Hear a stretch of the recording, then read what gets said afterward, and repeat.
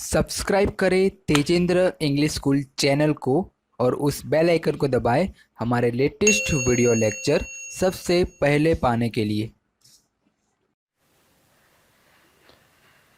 Hello everyone.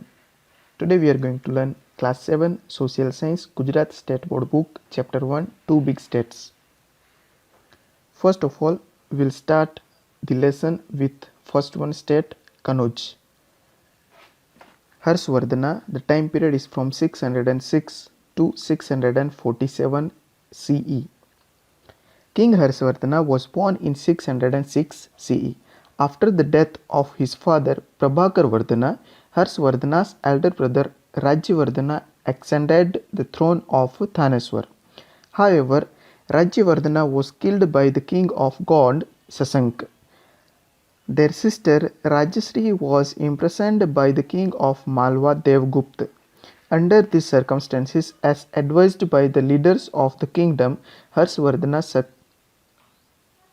shouldered the responsibility of Thaneswar, present Punjab and Haryana. Okay, so within this first paragraph, we can see about Harshvardhana. Harshvardhana's father name is Prabhakar Vardhana. His brother name is Rajyavardhana. He was killed by king of god Sasank. His sister Rajasri, she was imprisoned by king of Malwa Devgupta. So in this critical situation, he took charge of Thaneswar. Immediately after ascending the throne, he decided to free his imprisoned sister Rajasri from the king of Malwa Devgupta. In the meanwhile, she had escaped from the clutches of Devgupta and run away into the Vindhya forest. He went in search for his sister, and with the help of people living in the forest and a Buddhist hermit Divakar Mitra, he stopped her from committing sati. So after ascending the throne, after becoming king of Thaneswar, he decided to free his sister Rajasri from clutches of Devgupta. But already his sister was run away from his clutches. So he wanted to find her sister. She went into the Vindhya forest. So he wanted to search his sister with the help of people, those who are living in forest, and a Buddhist hermit Divakar Mitra. And he stopped Harshvardhana. He stopped her sister from committing sati. Sati, which is one system in which after the death of husband, wife also has to buried with her dead body. Since Rajasri's kingdom Kanuj, present day Uttar Pradesh, which was without any king at that time, Harshvardhana became its ruler. Later he defeated Devgupta, the king of Malwa. As part of his preparation to launch an attack on Sasank, the Gond king, he formed an alliance with the king of Kamrup, Assam, Bhaskar Varman, with the help of a large army. So now here he just signed a treaty. He just friendship with the king of Kamrup, present day Assam, Bhaskar Varman, with the help of a large army, with the help of a combined army of the king of Kamrup, Assam and Harshvardhana. He defeated the Gond king and won over a major part of his kingdom. He also conquered Malwa and Saurashtra, but was unsuccessful in defeating Pulkesi II. About Pulkesi II, we'll see the next topic, which is given next one. King of the Chalukya dynasty of South India. After 7 successive victorious years, Thaneswar emerged as a large kingdom in North India. So till 7 years he got a victory over the kingdom in North India, and he extended his empire a large empire he increased. So here I wrote about Harshvardhana. The first one, Harshvardhana, his time period is from 606 to 647 CE. His father name is Prabhakar Vardhana, his brother name is Rajyavardhana, and his sister name is Rajyasri. So remember it. Next, Harshvardhana's region and administration. So throughout which area he ruled and how he administered his empire. Harshvardhana personally supervised the administration of his state by traveling extensively to different parts of his empire. So by himself he traveled around his kingdom and he supervised his whole empire. He divided his daily routine into three parts. So which three parts? The first one was for administrative purpose in his court, while the other two parts which were devoted to public welfare and religious activities. He was so diligent in carrying out his administrative responsibility that at times he even forgot to have his meal. Okay, so while he is in this work, so he was more responsible for his kingdom in his administrative responsibility. So sometime he forgot his meal also. Meal, which means food. Next one, imprints left by Harshvardhana. So what all things which done by Harshvardhana and which left by him. Harsh built many rest houses, wells, step wells, lakes, mudds and viharas, and also prohibited animal slaughter, which means he built many things like wells, step wells, lakes, mudds, viharas for Buddhist and Jainism, and he stopped animal sacrifices. Every year he organized a Buddhist religious meet, and every 5 years he would organize a huge religious congregation at Prayag. There he would donate generously till his entire treasury was emptied, and would even give away the ornaments he would be wearing at the time.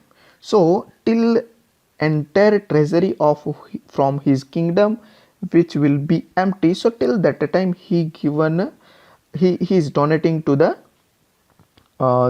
at this place Prayag. Even he removed his ornament which he is wearing, that also donating. The great Sanskrit poet and writer Ban Bhatt adorned his court. His famous work Harshcharit and Kadambari are famous even today. So remember two great work which is written by Ban Bhatt, great Sanskrit poet and writer. So which two books or which two works? Harshcharit and Kadambari. We come to know about many important aspects of King Harshvardhana's reign from Harshcharit. King Harsh himself was a writer and wrote 3 plays: Naganand, Ratnavali and Priyadarshika. Next, here we can see Harshvardhana's empire. So we can see the pink color which is a Harshvardhana's empire in the northern part. Next one, Emperor Harshvardhana's empire, Nalanda University. So we all know the Nalanda University, which was a world famous during that time period. King Harsh extended all possible assistance to Acharya Subhadra and made Nalanda into a world famous university. The university had access to the revenue of 100 villages given to them by King Harsh for its upkeep and maintenance. So we all know that the Nalanda University, which was a very big or large university, so the maintenance also, huge maintenance cost also they need. So from Harshvardhana's kingdom, he given revenue which collected from 100 villages for maintenance of a Nalanda University. Renowned chemist Acharya Nagarjuna, who proved that iron, arsenic and mercury as could be used as a medicine, also belonged to Nalanda University. So we all know about chemist Acharya Nagarjuna. So he also studied here in this Nalanda University. Next one, life of a people. So during the time period of Harshvardhana, what kind of a life the peoples they are living in his kingdom.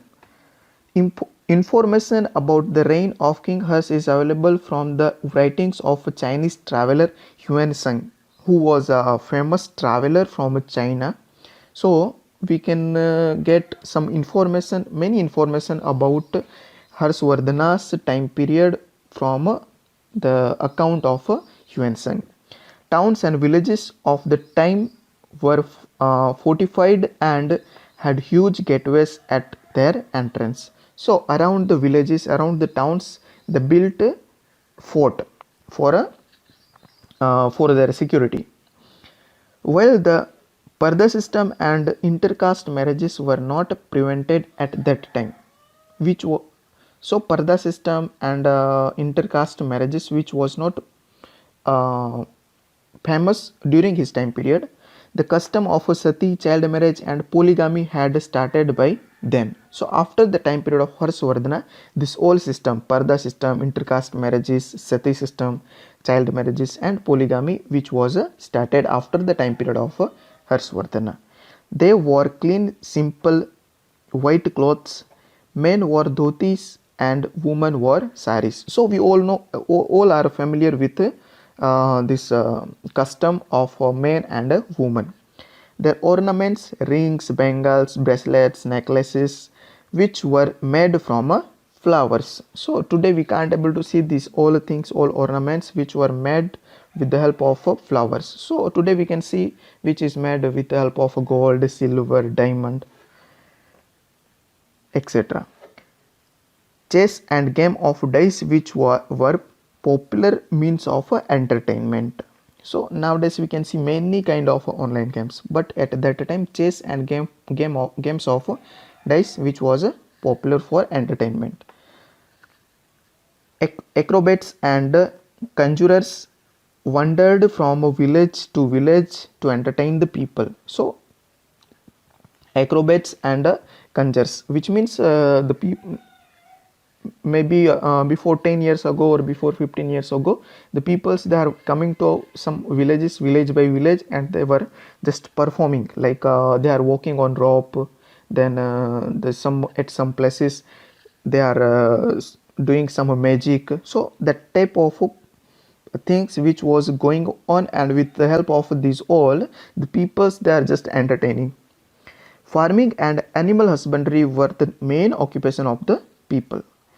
Land revenue was 1/6 of the production. So what amount of land revenue the people has to give to the kingdom?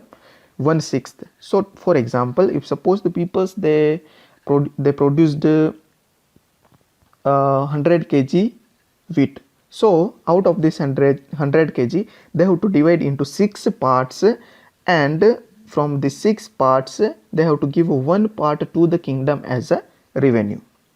Internal and international trade was carried out by the Vaisyas. So we all know about the caste system, Brahmin, Kshatriya, Vaisya and Sudra. So the Vaisyas they were comes under the merchants, traders. So they are performing this kind of activities. A highway from Patliputra to Brugukach, nowadays Bharuch port, was built by the state for trade and transportation of goods. Gold and silver coins were used for commercial transactions. Nowadays we can see rupees which used for a transaction. So same way during that time period gold and silver coins which were used. Ornaments, statues, ivory and carved wooden pieces were exported. So these all things, ornaments, statues, ivory and carved wooden pieces, which was exported from his empire to the other region or other empires, other kingdoms, other countries. During the reign of King Harsh, India had good business relations with Rome, which led to the inflow of gold in India. So the Harsvardhana, he maintained good relationship with Rome. So because of that, they are inflowing gold in India. People followed Hinduism, Buddhism, and Jainism, but were tolerant towards other religions. So here the people, they are believing in Hinduism, Buddhism, and Jainism, but the Hinduism people, they are respecting to the Buddhism and Jainism. Buddhism people, they are respecting to the Hinduism and Jainism, and Jainism people, they are respecting to the Buddhism and Hinduism. So likewise, they are tolerant towards other religions. Next one. Here we can see the image of Huansang, who traveled to India during the time period of Harsvardhana. Next one. Huansang. The time period of Huansang was 629 to 645 CE. The Chinese traveler Huansang visited India during Hers reign and studied Buddhism at Nalanda for 5 years. He also studied for 5 years at the Nalanda University about the Buddhism. Huansang, he has noted that there was 100 Buddhist months in Hers kingdom. Next, people lived a simple, pious, which means a holy and peaceful life based on living by rules of good moral conduct and justice. Cheating and breaching of promise which were considered sinful. Now next one, Vatapi. When King Hers was ruling over his empire in North India, King Pulkesi II was ruling in South India. He had earlier defeated Hers. So when King Harsvardhana, he was ruling over the northern region of India. So same time this Pulikes II, he ruled he was ruling in southern India, and already Pulikes II, he defeated to Harsvardhana. Route to the throne, the kings of the Chalukya Solanki dynasty established a vast empire in South India, which they ruled from their capital at Vatapi, Badami, nowadays Badami in Karnataka. Pulkesi I, a great king of a Chalukya dynasty, performed the Ashwamedha Yajna. His flag had the symbol of Varhavtar. His son Kritivarma extended the throne after him. He was succeeded by his brother Mangles, who built the grand Vishnu temple at Vatapi. After the religious Pulkesi II became a king and ruled over the empire for about 30 years. So in this paragraph we can see about Pulkesi and the successor of Pulkesi I. So Pulkesi II, he was a successor of Pulkesi I, and he ruled over the empire for about 30 years. Next one, Pulkesi II. The time period of Pulkesi II was from 610 to 642 CE. Pulkesi was a valiant king who won many battles. Valiant means what? He was a brave. He was a brave king. So he won many battles. His first victory was over Lat, South Gujarat, followed by his win over Gujarat in northern side. Sorry, Gurjar in northern side. So from Gurjar, which means from North Gujarat to South Gujarat, he got all the kingdoms. He gained control over the Vengi region that lay between the rivers Krishna and Godavari, and also acquired Andhra Pradesh. So he got the Vengi region. So nowadays we all know about the Krishna and Godavari rivers which are located in the southern part. So in between this both river, the region which was known as a Vengi region, which was acquired by Pulkesi II. He transformed the capital Vatapi into a city of magnificence and splendor, which means he just given a more importance to this city Vatapi. The armies of Harshvardhana and Pulkesi II fought a great battle near river Narmada, in which the former was defeated. So here the great army of Harshvardhana and Pulkesi II, they fought a great battle near the river Narmada, and here Harshvardhana, he was defeated. This halted Harsh's expansion towards South India, and so the empire of Kanuj could not extend beyond Narmada. So here the empire which is extended by Harshvardhana, which was stopped, and his empire was till the Narmada river. So he could not cross the Narmada river to the south side. Pulkesi II was not only a great warrior but also a lover of art. Okay, so we all know that he was a great warrior. Even he was a lover of arts. The caves of Vatapi and Dharapuri were built during his region. The famous cave murals of Ajanta were also painted at that time. So we all know about the famous cave Ajanta. So the murals which were painted during the time period of Pulkesi II. In his travels, Yuan Sang visited the court of Pulkesi II and has given a vivid account of its grandeur. So the greatness of Pulkesi II, which was told by Yuan Sang, the traveler from China. The kings of Chalukya dynasty were followers of Hinduism. So the Chalukya dynasty's king Pulkesi II, Pulkesi I, they were followers of Hinduism. During this time, Buddhism went into decline while the Digambar Jain sect gained popularity. So during this time period, we all know the Harshvardhana, he was given importance to Buddhism, Jainism, but here Buddhism, which was a decline, and Digambar, which is a sect of Jainism, Digambar and Bisambar, there are two sects. So here, sorry, Digambar and Swetambar. So here Digambar Jain sect, which was gained popular during the time period of Pulkesi II. Harshvardhana and Pulkesi II were contemporary rulers. Contemporary, which means while Harshvardhana, he ruled over northern part, same time Pulkesi II, he ruled over the southern part of India. However, Harsh fought fewer battles as compared to Pulkesi, who continued waging wars.